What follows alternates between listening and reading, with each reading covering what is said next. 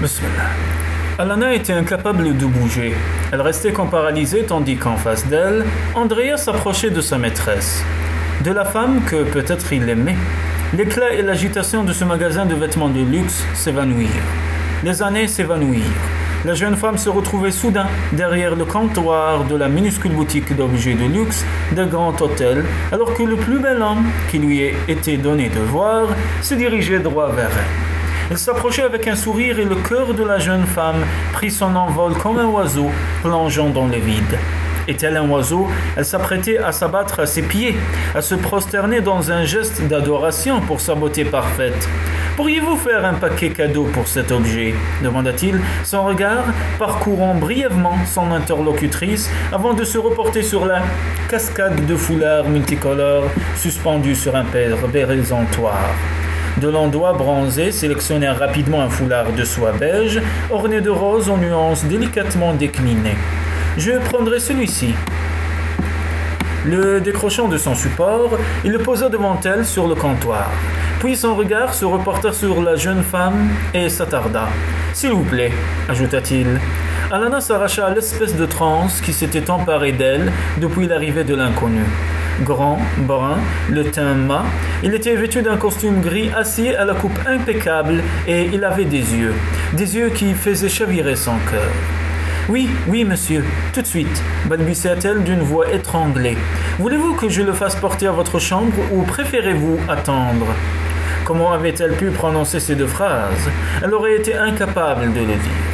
C'était à cause de ses yeux, non de cette bouche, de tout en fait.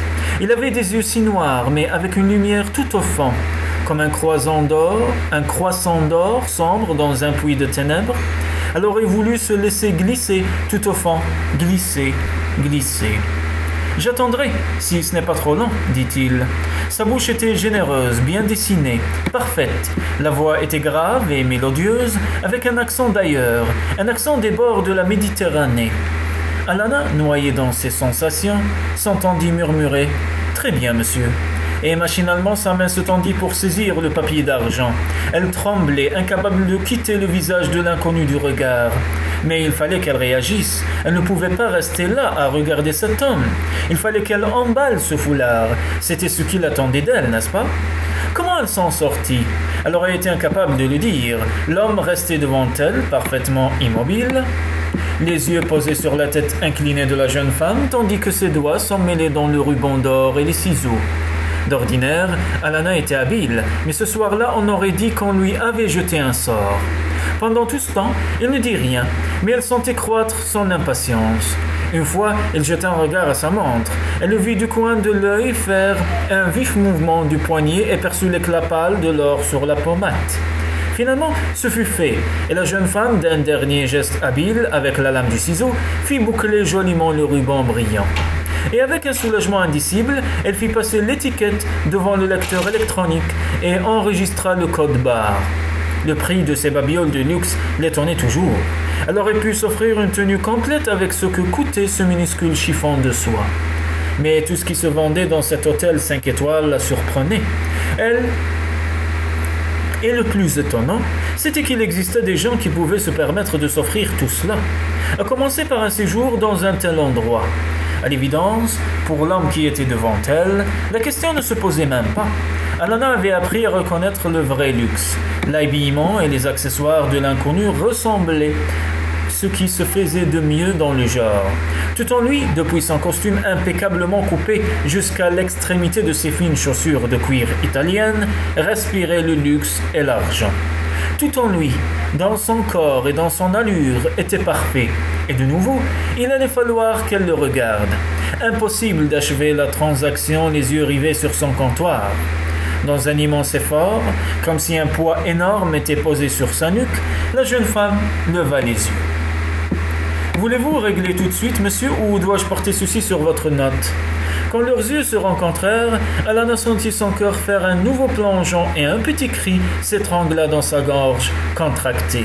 Une fraction de seconde, le regard de l'inconnu se rétrécit, comme s'il la regardait vraiment pour la première fois, puis il sourit. L'impatience nerveuse qui ne l'avait pas quitté s'évanouit comme par enchantement, et le regard sombre l'enveloppa tout entière, la caressa tout entière. À sa grande confusion, Alana se sentit rougir jusqu'à la racine des cheveux. Quelque chose changea dans le regard de son interlocuteur. Maintenant, il avait l'air amusé. Et c'était encore pire. Mettez-le sur mon compte, ordonna-t-il de sa voix profonde. Chambre 1209. Et c'est à quel nom, monsieur? Prenant le ticket qu'elle lui tendait, il le signa. Andreakos, mademoiselle, Andrea Andreakos. Puis, prenant entre deux doigts la main ce paquet argenté, il murmura Kalisperatis Pinis. Et il s'en alla. Grec, pensa-t-elle alors confusément. Cet homme est grec, riche et beau. Et maintenant, toujours dans un cadre luxueux, 5 ans après qu'il avait bouleversé sa vie, Andrea Andreakos réapparaissait. Incapable de faire le moindre mouvement, elle le regardait, chaque muscle de son corps était paralysé. Et lentement, dans un insupportable ralenti, elle le vit rejoindre la femme. Elle vit son regard se poser sur elle, puis, comme attiré par un aimant, s'élever au-dessus de la tête blonde, opaque, indéchiffrable, pour rencontrer celui d'Alana. Elle ne parut pas la reconnaître tout de suite, puis les yeux noirs se durcirent, prirent la teinte dure du minéral. La jeune femme vacilla. Elle avait l'impression d'avoir été atteinte en plein cœur. Ignorant le sourire de la femme qui l'accompagnait, elle se dirigea droit vers Alana. Le bruit de ses pas étouffé par l'épaisse moquette. La blonde le suivit des yeux étonnés et son étonnement se teinta d'un franc mépris quand elle eut jaugé sa rivale du moment. Et quelle rivale! Une femme vêtue d'un simple jean et d'un pull informe, un vieux trench-coat plié sur le bras, les cheveux en désordre, le maquillage quasi inexistant. Tout en elle exprimait la plus totale stupéfaction. Alana attendait, stoïque. Elle attendait Andrea Andreakos, l'homme qui avait été pour elle et elle pour qui elle n'était maintenant plus rien, pire que rien. Elle s'arrêta à moins d'un mètre d'elle, son regard chargé de haine. « Qu'est-ce que tu fais ici ?» dit-il à voix basse entre ses dents serrées.